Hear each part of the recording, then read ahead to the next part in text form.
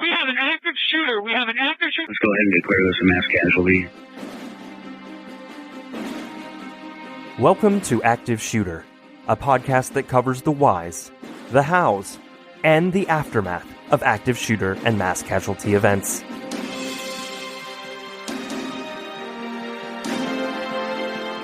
They have an active shooter in the building. A second call says they are being attacked. I've been shot. 16910 means we got shots fired. 4:15 at Route 291. Sounded like an automatic firearm.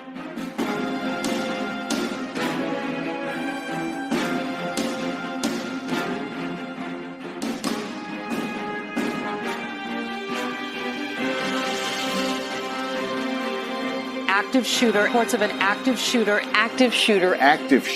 mass casualty incidents. Thank you for listening. You are listening to Active Shooter, a podcast that may contain adult themes, explicit language, and graphic depictions of violence. Portions of this show may be traumatic for those under 18. Listener discretion is advised. Back now to that breaking news out of Raleigh. A suspect is in custody after that deadly shooting in an East Raleigh neighborhood. It took about 3 hours to track that person down and even longer to take them in. The residents of Hedingham neighborhood in Wake County, Raleigh, North Carolina, were as close as any neighbors typically are. However, the shooting on Thursday, October 13th, 2022, changed the lives of its residents and created a different sense of community among those who both witnessed and survived the shooting. It was a deliberate and planned attack, with 4 shooting locations that encompassed 2 miles, causing a trail of blood, tears, and devastation in its wake. Although the Hedingham neighborhood shooting was a targeted attack, each shooting victim was killed for no reason, no quarrel, or wrongdoing. Each survivor and victim was shot simply for being in the wrong place at the wrong time. They didn't deserve the nightmare that one individual forced into their lives unannounced. The shooting is another example of the devastating consequences when a minor is left with unrestricted access to a firearm and rage in their heart. Today's case is dedicated to the lives and memories of the 2 injured survivors, Officer Casey Clark and Marcel Gardner, and the 5 shooting victims, James Austin, Nicole Connors, Gabriel Torres, Susan Karnatz, and Mary Marshall.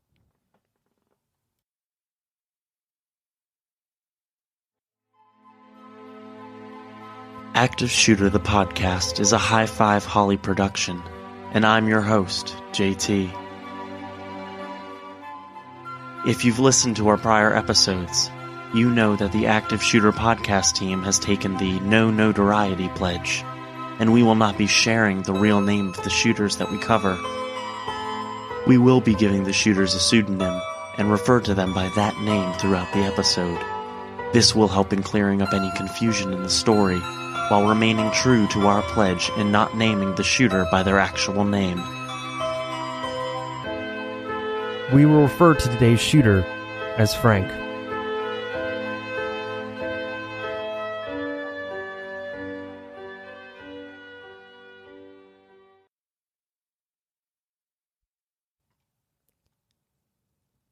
The Hedingham neighborhood in Raleigh, North Carolina, is a quiet location.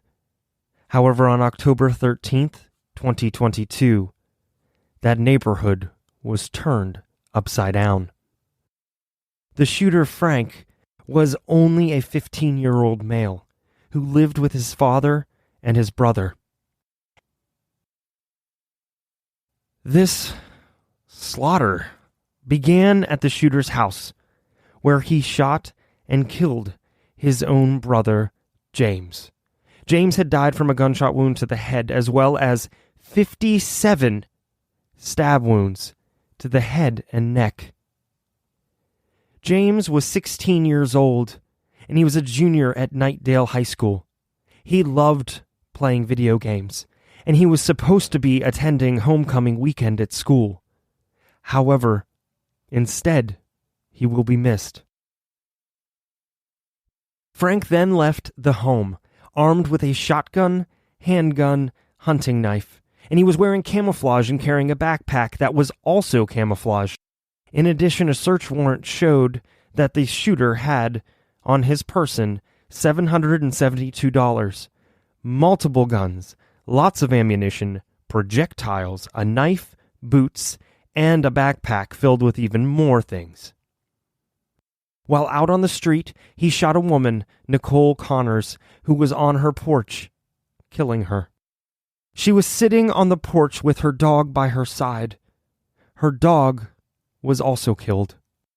She suffered from at least 34 gunshot wounds, with 25 exit wounds to her left arm, breast, back, cheek, and right arm.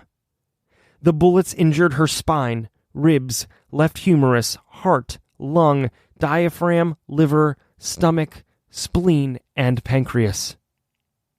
Nicole was 52 years old, and she was born in 1970 and was a native of Dayton, Ohio. She received a bachelor's degree in communication at Wright State University and went on to earn a master's degree in human resources. She worked as an independent contractor in human resources and had a vibrant personality. She also had a very memorable and beautiful smile and was always helpful and would go out of her way for those in need. It goes without saying, but she had a warm heart and she loved her family. We also want to recognize her fur baby, Sammy, the dog, who was also killed in the shooting. In addition, Frank also critically wounded a woman, Marcia Lynn Gardner, on the driveway of the same house. The shooter then continued, walking through the neighborhood. He shot and killed an off-duty police officer on the 6,000 block of Osprey Drive. The off-duty police officer for Raleigh Police Department was Gabriel Torres, and he was on his way to work when he was killed. He suffered shotgun wounds to his upper chest, right side of his neck, right shoulder, and left hand. He also suffered from blunt force trauma to his left elbow and right knee, and he was likely attacked by the shooter before he was shot. Gabriel Torres was 29 years old. He was born on March 4th, 1993 in Queens, New York. He was the husband of Jasmine Torres and father to Layla. He was raised in Jackson, New Jersey, and at the age of 24 years old, he enlisted with the United States Marines. He was stationed at Camp Lejeune, North Carolina, but after serving for his country for a little over 4 years, he decided to continue his life of service and became a police officer with the Raleigh Police Department. He's been described as a family man, and he loved helping his wife with dinner, hanging out with his family, including his dog Benji, watching movies and playing video games. He was a die-hard New York Knicks fan and a New York Jets fan, and he loved to sing along to worship songs. In addition to his wife and daughter, he is survived by his mother and father, brother, sister, both sets of grandparents, and numerous other family members who will miss him incredibly.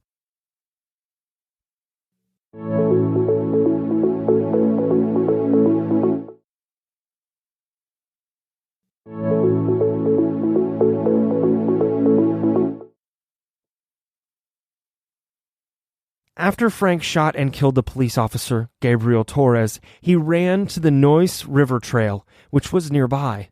The trail was popular for people who enjoyed running, biking, walking, and the like. While on the trail, he shot and killed a woman who was jogging, Susan Karnatz. She suffered from 6 shotgun wounds to various parts of her body, including her head and neck. Sue Karnatz, was 49 years old and was born on July 13, 1973. She was killed as she was out for a 7-mile run. She was a loving wife to her husband Tom and a mom to 3 boys, Max, who was 14, Oliver, 13, Everett, 10. Sue met her husband Tom at a running event where they fell in love, which is on brand because she completed the Boston Marathon 4 times. She also participated in triathlons and ultra races. If you're unfamiliar with ultra races, these go distances as far as 50 miles. Early in her career, she worked as a school psychologist, but decided to put her career on pause to homeschool her 3 sons.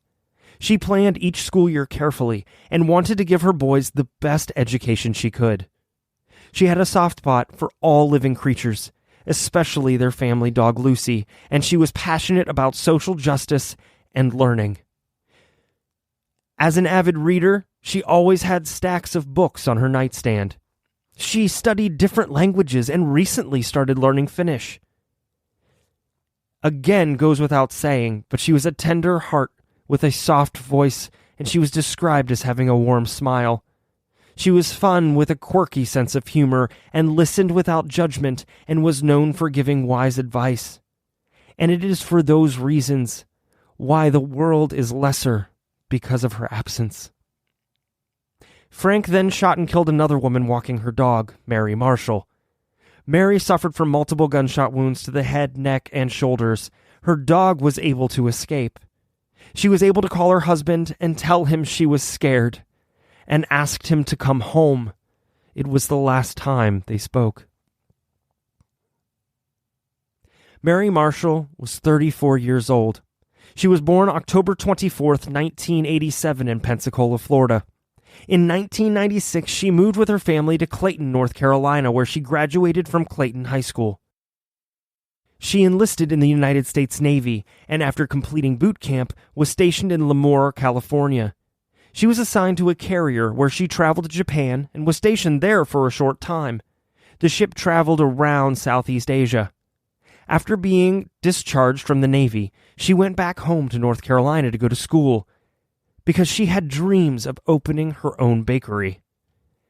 She attended Wake Tech and graduated from their culinary arts program and was set to get married to her fiancé Rob on October 29th, just a few short weeks after she was murdered. She had an infectious smile and a one-of-a-kind laugh. She is survived by her parents, sister, and numerous other family members who will never forget. The first 911 call was made at 5:09 p.m. Police arrived on scene 10 minutes later at 5:19. A law enforcement expert stated that the response time was longer than usual for a report of this type. Now why? They stated reasons were due to where officers were at the time, staffing levels, and other calls for service. Local residents were advised to stay indoors. Residents continued calling 911, stating that they had seen bodies on the street, front yards, and nearby Noise River Trail. A police canine tracked the shooter to a wooded area with two outbuildings near McConnell Oliver Drive, about 6 miles from his home. They arrived at the area at 6:45 p.m. The shooter then fired multiple times at the arriving officers from one of the outbuildings, and an officer was injured. Officers returned fire with the shooter, and they fired around 23 shots, and a perimeter was set up around the building. Officers directed the shooter to come out with his hands up. At 9:34 p.m., after nearly 3 hours of negotiating with the shooter, the Selective Enforcement Unit, commonly referred to as the SWAT team, breached the building the shooter was barricaded in. Officers found the shooter with a gunshot wound to the head, but was alive. The gunshot wound to the head was self-inflicted. He was reported as being in grave condition and was taken to Wake Med Hospital for treatment. They were asking if they could bring the drone over to Are we anywhere near Old Mill Bernie? Yeah.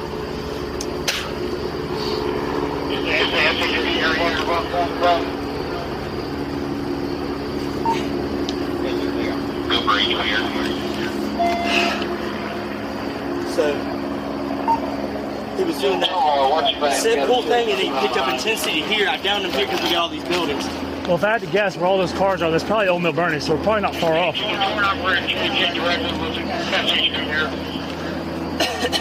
What do y'all want to do? Guys are getting a little tired, but we got to at least keep walking. Because right now, if he's walking, he's beating We're us. on a track. Oh, yeah, y'all good practice, man. We just don't want to get... Yeah, like, let's push. Yeah.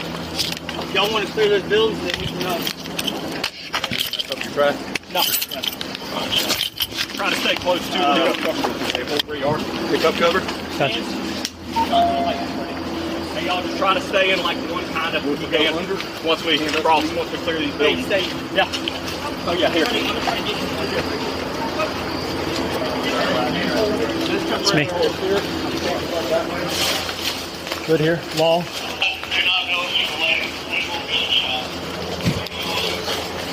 First deployed. Shit!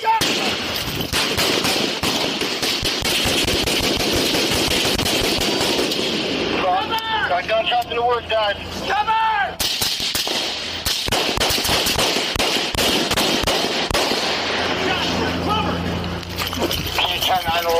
Easy. You look on the ABL, K913 vehicle is directly south. North of where K9 went in. Further south of K9 vehicle. I'm far. I'm right.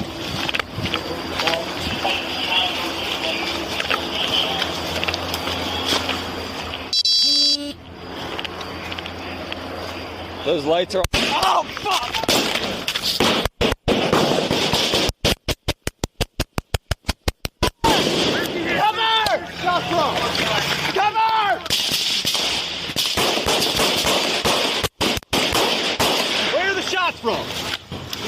All right, where's that way? Cover! Back further! Behind cover! Where's he hit? Right knee. All right, put his tourniquet on. Get a tourniquet on his right knee. Hurry up. Right knee.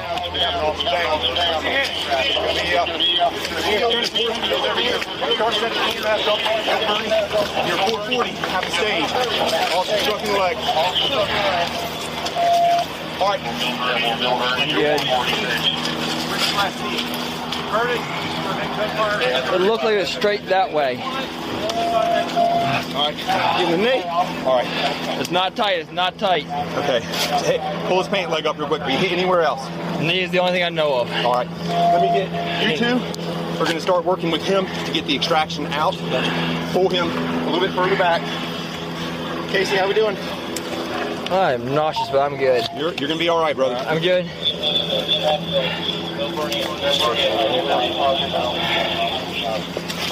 Kevin, hold there. Yep. I don't know that you're tight enough yet. 360. There it is.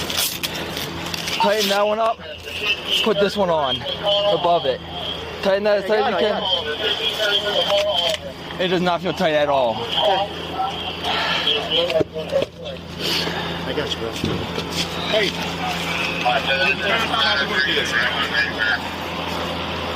It's just my knee. It's fine. All right. Here's what. You're not doing anything. Can you pull the pant leg up?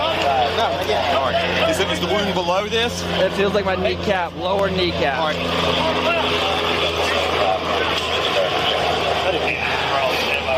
It might have been a ricochet because it didn't feel like it was that big. Right in the kneecap. How's this feel? Tight? Okay. So, not as tight as I remember one. I want y'all to do me a favor, put one more. One more. Get off of this. Here, we got Martin. All right, you reset it? Here's what we're going to do. Y'all are going to pull him. While they're tending to him, follow me real quick. Hey, if someone just gets me up to my feet, I can go on one leg. All right, see you jump to your feet. I got you. Give me a second, Casey. I'm getting this one nice. You're fine. I'm just chilling.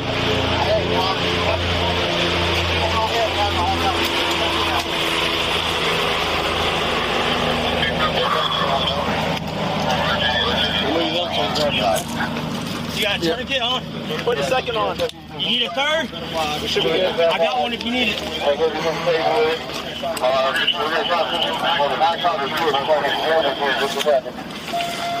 Down. Down. You good? Focus on me. Yep. You good? Good. Yep. All right. Where were you at? Sucks. Where were you at? I was standing about 15 feet at a 45-degree angle from this, and it looked like it was coming directly that way. Casey, your tourniquet, the second one. Yep. Good? It feels pretty tight now. The knees could be tighter. I'm good. Me and Staten are good. Raleigh officer shot. We're going to get an evac to him. All right. That's as tight as I can get that one. Here, take him. I'm staying. Hey, y'all gonna have to take it off. Hey, stop. Get underneath my arms, my armpits, and stand me up. Ready? Yep.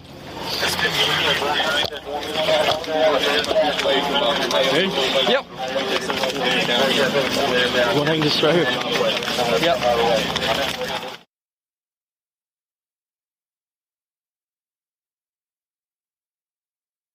This was a complicated scene due to the different crime scenes and calls coming in from various locations. In addition to the 5 who died, 2 people were injured.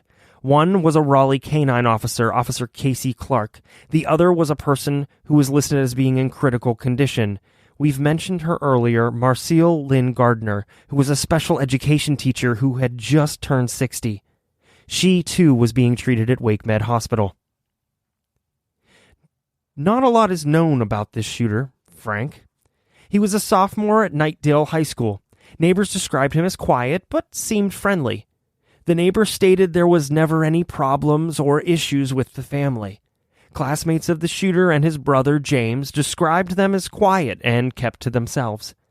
They stated they were quiet, shy, they didn't talk much on the bus, they also wouldn't socialize with anyone except each other. One classmate tried to talk to the boys, but they didn't seem interested in interacting with him. The shooter liked to run and was thinking about joining the track team. Another classmate described the shooter as being very calm and nice to everyone, so this was very unexpected. As mentioned, due to his age and him being a minor, not much is known. Most or all records for school, criminal, etc. are sealed due to that age. We will likely know more about the shooter after his case goes to trial. On November 11th, he was taken to Wake County Juvenile Detention Center and was under 24-hour guard, held without bond. He was charged as an adult on October 4th, 2023, almost 1 year after the shooting. What was he charged with? 5 counts of murder, 2 counts of attempted murder, 2 counts of assault with a deadly weapon with intent to kill, 1 count of assault with a firearm on a law enforcement officer. The shooter's father was cited for failing to store his guns properly. A vigil was held in the Hedingham neighborhood on Monday, October 17th, for the 5 people who were killed. The parents of the shooter released a statement, which said, quote, "Words cannot begin to describe our anguish and sorrow. Our son inflicted immeasurable pain on the Raleigh community, and we are overcome with grief for the innocent lives lost. We pray for the families and loved ones of Nicole Connors, Susan Carnatz, Mary Marshall, and Raleigh Police Officer Gabriel Torres. We mourn for their loss and for the loss of our son, James. We pray that Marcelle Lynn Gardner and Raleigh Police Officer Casey Clark fully recover from their injuries, and we pray for everyone who is traumatized by these senseless acts of violence. We have so many unanswered questions. There were never any indications or warning signs that Frank was capable of doing anything like this. Our family will continue to cooperate fully with law enforcement officials and do whatever we can to help them understand why and how this happened." In January of 2024, the district attorney, Lauren Freeman, stated that it could be another year before the case goes to trial.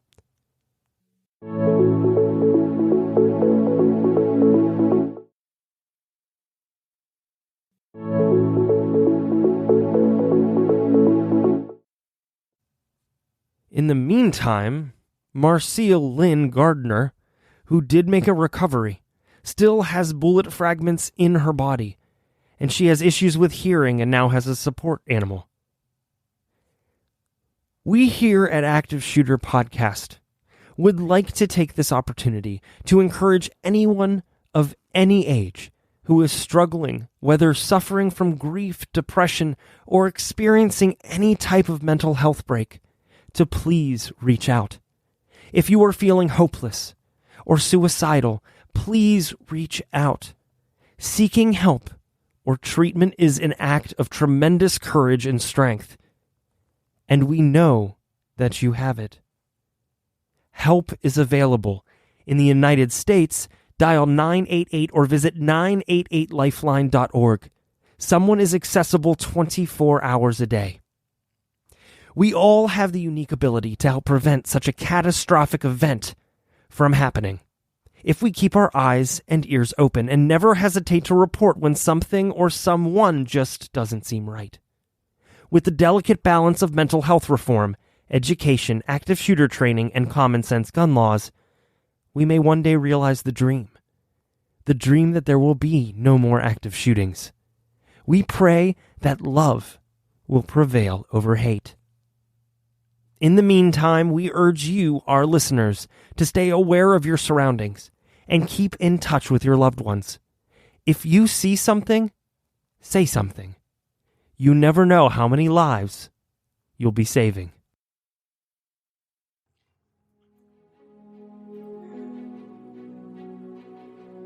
Thank you for listening to today's episode of Active Shooter, the podcast. Remember, if you see something, say something. There's no telling how many lives you may be saving. A big thank you to Darren Curtis, who composed some of the songs on our show. You can find him online at www.darrencurtismusic.com. Make sure to check us out on social media. You can find us on Facebook at Active Shooter, the podcast, and on Twitter at Podcast Active. Thank you, and be safe.